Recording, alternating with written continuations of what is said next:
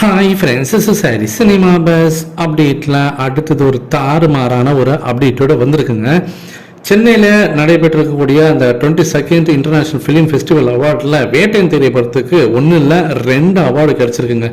ஏற்கனவே நம்ம பேசியிருந்தோம் நேற்றுக்கு வேட்டையின் திரைப்படத்தில் நடித்ததுக்காக துஷாரா விஜயன் அவர்களுக்கு பெஸ்ட்டு சப்போர்ட்டிங் ஆக்டர் அவார்டு கிடச்சிருக்கு அப்படின்றத பற்றி நேற்று பேசியிருந்தோம். அதாவது வேட்டை திரைப்படம் அதோடைய அவார்டு கவுண்டை ஸ்டார்ட் பண்ணிடுச்சு அப்படின்றத பற்றி பேசணும்.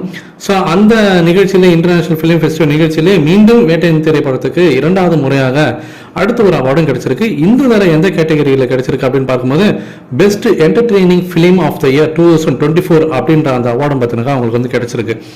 ஸோ இது வந்து நம்ம வந்து ஒரு பெருமையான விஷயமா பார்க்கலாம். ஸோ சிறந்த பொழுதுபோக்கு திரைப்படமாக வேட்டையின் திரைப்படம் இந்த வருஷத்துக்கான அவார்டு வாங்கியிருக்கு.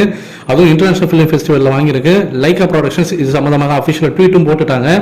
ஸோ போய் பாருங்கள். ஸோ அவங்களுக்கு வந்து ரொம்பவே ஒரு ஹாப்பியான ஒரு மொமெண்ட். ஏன்னா ஒரு ஸ்பாட்லைட்டில் மீண்டும் வேட்டையின் திரைப்படம் இப்போ இந்த முறை பார்த்தீங்கன்னா அவார்டு வாங்கக்கூடிய இடத்துல அது இருக்குது அப்படின்னும் போது பெஸ்ட் ஆக்டர் இன் சப்போர்ட்டிங் ரோலுக்கு வந்து துஷாரா விஜயனும், பெஸ்ட் என்டர்டைன்மெண்ட் ஃபிலிமுக்கு அவார்டு பார்த்தீங்கன்னா வேட்டையின் திரைப்படமும் அமைஞ்சதில் அவங்களுக்கு ரொம்பவே ஹாப்பியாக இருந்திருக்கு அப்படின்ற மாதிரி போட்டிருக்காங்க. அடுத்தது ஜெயிலர் செகண்ட் பார்ட்டுக்கான ஒரு அப்டேட் ஒன்று வந்திருக்குங்க. இந்த படத்துக்கான ஸ்கிரிப்ட் ஒர்க்கு ஃபுல்லாகவே முடிச்சிட்டாரு நெல்சன் அவர்கள்.